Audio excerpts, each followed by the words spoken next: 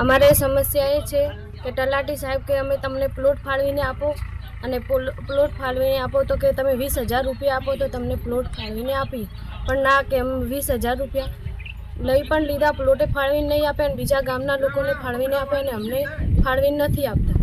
તો સરકાર સાહેબને વિનંતી છે કે અમને પ્લોટ ફાળવીને આપે. મારે પહેલાં અબજો નખણો એમાં એણે કીધું કે 5,000 રૂપિયા આલવા પડશે, નહીં આલો તો બીજો અબજો તમને મળશે નહીં. તો મેં કહ્યું સાહેબ મારી પાસે નહીં, પણ કે ખાતામાં તમારે આવી ગયા છે, અહીંયાથી ઉપાડીને મને આપી દો. પછી મેં ઉપાડીને એને 5,000 રૂપિયા આલ્યા. પછી આવ્યા પછી તમારે કે પા ભરેલો કોમ નહીં આવે, તમારે કમગાટ સવાડાવવું પડશે, જરી અબજો નખાશે અને તમે 5,000 રૂપિયા આલશો ત્યારે બીજો અબજો નખાશે નહીં અને તમારે કમાડ સુધી આ લાવવું પડશે. પછી એમ કરીને મારે 3 મહિના થઈ ગયા, પૈસા આવ્યા નહીં. મેં આગેવાન વાલાભાઈ દરગાજીને રાડ કરી, મેં કે અમારા પૈસા ખાઈ ગયા અને હજી હપ્તા પૈસા આવ્યા નથી. એમાંથી બધે એમ કીધું કે કેટલા ગોળાથી ખાધા, આગેવાને કીધું. પછી બધે કીધું કે એમ કાલે પછી અમારે આ બધું થયું. મારે પહેલો અબજો આવ્યો તો સાહેબ ઓરડાનો, મેં પહેલા અબજામાં 10,000 રૂપિયા આલ્યા.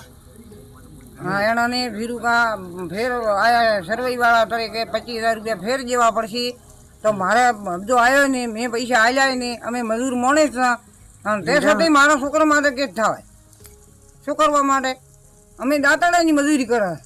હા 10,000 રૂપિયા એનો આપા ફીરવાય કે તમારે 25,000 રૂપિયા જેવા પડશે. તો હવે મજૂરી કરીને તો અમે 25,000 ચડી સમજ્યા. મારા પ્રત્યે આક્ષેપો થયા એ પાયાવિહોણા છે અને તદ્દન ખોટા છે. આ બાબતે એ લોકોએ મારા વિરોધની અંદર તાલુકા પંચાયતમાં અરજી આપેલી અને જે આક્ષેપો કર્યા એના દ્વારા મને મારા ટીડીઓ સાહેબનો મારા ઉપર ફોન આવેલો અને સાહેબે મારી સાથે વાતચીત કરેલી. એટલે સાહેબ જોડે મેં વાત કરી, કીધું જે સાહેબ સર્વે ચાલે છે એ સાચું સર્વે કરું છું, સ્થળે જઈ અને ગ્રાઉન્ડ લેવલે મેં સાચા લાભાર્થીઓને લાભ આપ્યો છે અને ખોટું સર્વે નથી કરતું, જેના લીધે મારા આક્ષેપો મારા ઉપર થવા પામ્યા છે. એ સાહેબને રજૂઆત કરેલી. સાહેબ કીધું જે સર્વે થાય છે અને મેં યોગ્ય સર્વે કર્યું છે અને આપને જો લાગે તો તાલુકામાંથી પણ તમે બીજા કોઈ દ્વારા સર્વે કરાવી શકો છો.